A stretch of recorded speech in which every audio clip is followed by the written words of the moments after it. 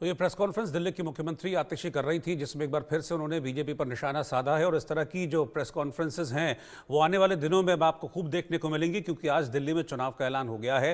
5 फरवरी को दिल्ली में वोट डाले जाएंगे। एक चरण में सभी 70 सीटों के लिए मतदान होगा और वोटों की गिनती, यानी कि दिल्ली में नई सरकार किसकी होगी, ये आपको 8 फरवरी को पता लग जाएगा। लेकिन वापस मैं बांग्लादेश की खबर की तरफ लौट रहा हूँ, क्योंकि बांग्लादेश में शेख हसीना की गिरफ्तारी को लेकर एक बार फिर से हलचल तेज हुई है और ICT ने शेख हसीना के खिलाफ एक और गिरफ्तारी वारंट जारी करके कहा है कि 12 फरवरी तक शेख हसीना को बांग्लादेश में पेश किया जाए।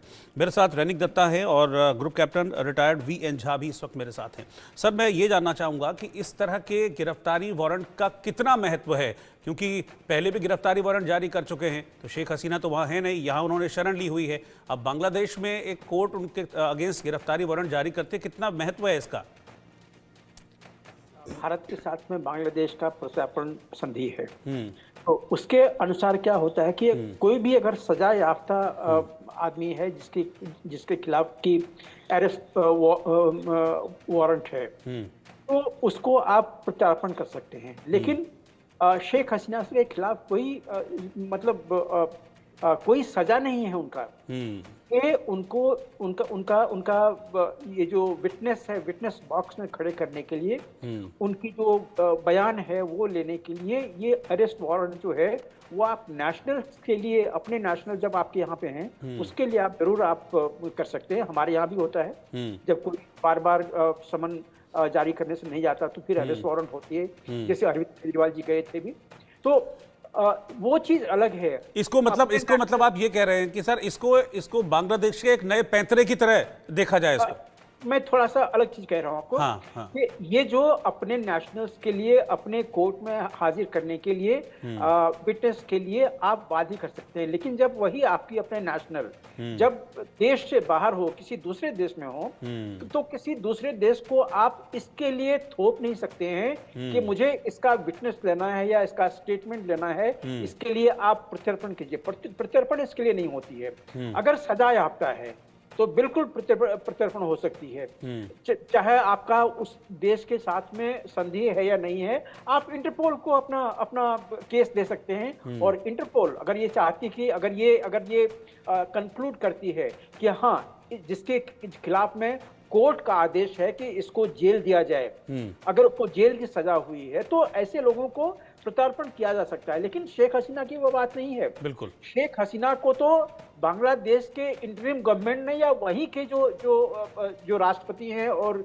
सेनाध्यक्ष हैं, उनको वहां से भगाया था कि आप यहां से निकल जाइए। तो ऐसे हालात में भारत सरकार अब क्या स्टेटमेंट देगी इसको? हर मतलब जो भी एक्शन भी बांग्लादेश दिखा रही है कि वो कोर्ट कह रहा है कि उसको प्रोड्यूस करो, तो उसको अरेस्ट वारंट, और वो इंडिया को बताते हैं अरे भाई, इंटरनेशनल रिलेशंस में कुछ नियम कायदे होते हैं जिसके अनुसार की चीजों को की जाती है। आपको याद होगा कि हमारे VIP हेलीकॉप्टर में एक जो कोई थे, उनको ओमान से लाया गया था। तो उन चीजों की एक बड़े कायदा कानून वाले इंटरनेशनल रेगुलेशंस होते हैं। आप उनको फॉलो कीजिए, आप उनको फुलफिल कीजिए, उनके सारे रिक्वायरमेंट्स को, आपको वो आदमी मिल जाएंगे आपको। लेकिन जब आप तो वो काम कर नहीं रहे हैं, अपना काम आप नहीं कर रहे हैं, आप चाहते हैं कि दूसरा देश किसी भी, और वो राष्ट्रपति थी, वो प्रधानमंत्री थी वहां की, वो ऐसी वैसी नहीं है। बिल्कुल। आज तक उन्होंने शायद पता नहीं भारतीय नागरिकता के लिए अप्लाई किया है, नहीं किया है। भारत क्या नागरिकता उसको दे रही है, नहीं दे रही है, ये अलग चीज है। अगर नागरिकता दे लेगी तो फिर भारत के वो नागरिक हो जाएंगे, और फिर उसको आसानी से प्रत्यर्पण नहीं किया जा सकता है। इसके लिए बहुत बड़े सख्त कानून हैं। तो अच्छा, मैं सर एक चीज और आपसे पूछना चाह रहा हूं, क्योंकि ये भी जानकारी मिल रही है, हालांकि अभी तक ऑफिशियल ऐसा नहीं है कि उनकी तरफ से कोई रिक्वेस्ट आई हो। ये कहा जा रहा है कि बांग्लादेश से एक टीम भी आ सकती है, शेख हसीना से पूछताछ यहां पर कर सकती है, कुछ सवाल है उनके, तो इसके लिए भी तो प्रॉपर चैनल के थ्रू चलना होगा। बिल्कुल प्रॉपर चैनल के थ्रू करना होगा। और जब ये एप्लीकेशन वो भारत सरकार को देंगी, तो भारत सरकार शायद उनको ये भी सजेस्ट कर सकते हैं कि आप यहाँ पे क्यों आ रहे हैं, आप वीडियो कॉन्फ्रेंसिंग कर लीजिए, आपको जो चीजें पूछनी है आप वो पूछ लीजिए उनसे, आपका स्टेटमेंट आप ले लीजिए। तो ये सब चीजें आज के दिन में भारतीय न्याय संहिता भी जो है वो भी दे रही है कि आप वीडियो कॉन्फ्रेंसिंग करके आप किसी का भी स्टेटमेंट ले सकते हैं। तो ये इनिशियल स्टेप्स हैं। आप ये सब चीजें, इसके लिए अरेस्ट करने की जरूरत, इसके लिए भारत में वो डेलीगेशन भेजने की जरूरत, ये इसकी जरूरत नहीं है। क्योंकि देखिए, जो भी डेलीगेशन आएंगी उनको डायरेक्टली साक्षात्कार तो करने के लिए नहीं दिया जाएगा, क्योंकि बिल्कुल बिल्कुल आप जानते हैं जिहादियों का क्या हाल चाल है आज, और बांग्लादेश आज जिहादियों से भरा हुआ है। तो क्या ठिकाना है कि कोई जो आएगा वो कोई हानि नहीं करके चला जाएगा, क्योंकि तब भारत की बहुत थू होगी इंटरनेशनल स्टेज पे कि भारत में शेख हसीना थी और बांग्लादेश से कोई दो आदमी आया यहाँ पे ये कत्ल करके या ये नुकसान पहुंचा के चला गया। तो भारत ये सब चीजें नहीं कर सकता है। हाँ, आप जो प्रोटोकॉल है, इंटरनेशनल प्रोटोकॉल है हेड ऑफ स्टेट के लिए, वो आप कीजिए, वो चीजें पूरा कीजिए। आपको शेख हसीना से जो चीज पूछना है आप वीडियो कॉन्फ्रेंसिंग करके पूछ लीजिए। जब कोर्ट ये आदेश देगा कि हाँ शेख हसीना गिल्टी है, उनके ऊपर में कैद की सजा उनको हो गई है, जब सजा उनको होगी तब फिर प्रत्यार्पण के अंदर में आप उनको आप वो कीजिए। और तब भी कुछ एक रेगुलेशंस जो हैं, कुछ एक जो अंडरटेकिंग है वो देनी पड़ती है। आपको याद होगा जब विजय माल्या यूके में था, तो यहाँ के जेल की सेफ्टी क्या है, इसके लिए भारत सरकार को सर्टिफिकेट देना पड़ा था यूके कोर्ट को कि भारत के जेलों के ये है, वहाँ के जो ह्यूमन जो कैदी होते हैं उसकी ये सर्टिफिकेट है, उनकी सेफ्टी का ये रिकॉर्ड है। ये सारी चीजें देनी पड़ी थी। ऐसे नहीं होता कि आप यहाँ से अरेस्ट वारंट कर दीजिए और दूसरे देश उसको ऑब्लाइज कर देंगे, ऐसे नहीं होता है। अच्छा सर, एक सवाल और है मेरा। मैं थोड़ा सा इसको मैं दूर की इसको सोच के चल रहा हूं, क्योंकि अभी आपने देखा कि बांग्लादेश में चुनाव की हलचलें तेज हैं। वहां के जो चुनाव अधिकारी हैं अब वो चुनाव की तैयारी भी कर रहे हैं। तो इसी में जब उनसे पूछा गया था, एक पत्रकार ने उनसे सवाल पूछा था कि भाई अवामी लीग को जो पार्टी है, यानी कि शेख हसीना की जो पार्टी है, उनको चुनाव लड़ने का हक मिलेगा या नहीं। तो इस पर उन्होंने कहा था कि देखिए, या तो सरकार या फिर कोर्ट, ये दो हैं जो कि शेख हसीना को चुनाव लड़ने से रोक सकते हैं। कोर्ट वहां की बायस दिख रही है। अभी तक जो हिंदुओं के जो केसेस हैं, किस तरीके से उसको टैकल किया जा रहा है। तो कोई ऐसा तो नहीं कि एक साजिश है शेख हसीना को, उनकी पार्टी को चुनाव लड़ने से रोकने की। मैं एक दूर की सोच के इस सवाल को पूछ रहा हूं। बिल्कुल ठीक, आपका अंदेशा बिल्कुल जायज है। देखिए, वो मामला है बांग्लादेश का, वो उनका अंदरूनी मामला है। उनके यहाँ पे चुनाव होने वाला है, कौन कौन सी पार्टियां जो हैं चुनाव लड़ेंगी, कौन डिस्क्वालीफाई होंगी, कौन क्वालिफाई करेंगी, ये वहाँ के कोर्ट का, ये वहाँ के सरकार का नजरिया है। इसमें भारत सरकार को मेरे ख्याल से कोई लेना देना नहीं है। मेरे कहने का मतलब ये है कि वो ये कह देंगे देखिए कोर्ट की भी नहीं सुन रहे तो ठीक है, अब इनको डिस्क्वालीफाई कर दो, चुनाव लड़ने से रोक दो। क्योंकि अल्टीमेट गोल तो मुझे लगता है यूनुस एंड कंपनी का यही है कि शेख हसीना चुनाव न लड़ पाए वहां पर। क्योंकि कोशिश पिछले दिनों शेख हसीना ने भी की थी, अपनी पार्टी के कार्यकर्ताओं को कहा था कि एकजुट हो जाओ। देखिए, कहते हैं ना कि जब रोने का मन हो तो आंखों में उस टाइम में अगर काठी आपकी चुभ जाए तो आपका रोना सब देखेगा।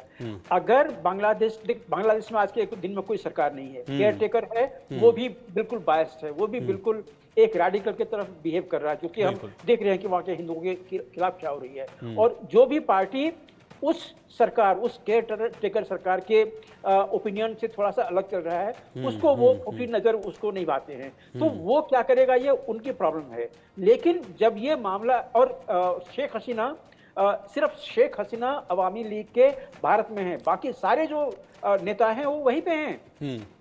वो वहां पे चुनाव लड़ सकते हैं, और चुनाव लड़ने के बाद जो जीतेंगे वो कंसेंसस से वहां पे जो जिनको लीडर ऑफ द पार्टी बना जाएगा वो प्रधानमंत्री वहां के होंगे। उसके लिए शेख हसीना को वहां जाना जरूरत नहीं है। लेकिन ये सब मामला जो है वो उनकी आंतरिक मामला है। वो चाहे न्याय का पालन करें ना करें, इसके लिए भारत सरकार को कुछ नहीं करना है। हम ये जानते हैं कि बांग्लादेश में अक्सर जो न्याय है उसकी जो अनदेखी होती रही है वो होगा। और अब जबकि वहां पे जिहादी गवर्नमेंट आ गई है, सबके सब वो जिहादी विचारधारा के ही हैं, तो जब वो लोग वहां पे हैं, और खास करके वहां पे जो अभी जमातुल मुजाहिदीन, हिफाजत इस्लाम, जिहाद, मतलब जिसको हम लोग हिजबी बोलते हैं, अलकायदा के लिंक अंसारुल्लाह ग्रुप वहां पे हैं, वहां पे आधे दर्जन रोहिंग्या साल्वेशन आर्मी और उसके जो सपोर्टर्स हैं वो सब हैं। तो जब वो सब वहां पे सरकार देख रहे हैं, सरकार को कर रहे हैं, तो उनसे किसी चीज की उम्मीद नहीं की जा सकती है कि ये लोग कोई न्याय संगत काम करेंगे। लेकिन अभी जो मामला चल रहा है कि शेख हसीना को किसी भी तरह से बांग्लादेश में वापस लाया जाए, तो जिस दिन उनके पास में एक जायज फॉर्मूला होगा, एक जायज पेपर होगा जिसके अनुसार कि शेख हसीना को इस प्रत्यर्पण संधि के अंदर में लाया जा सके, उसके दायरे में लाया जा सके, और उसका दूसरा कोई विकल्प ना हो, तब भारत सरकार सोचेगी। तब उन दिनों में भारत सरकार सोचेगी कि हाँ, उनको अगर देना है, नागरिक तो वहीं के हैं, तो उनको वहां पे फाइनली जाना ही है।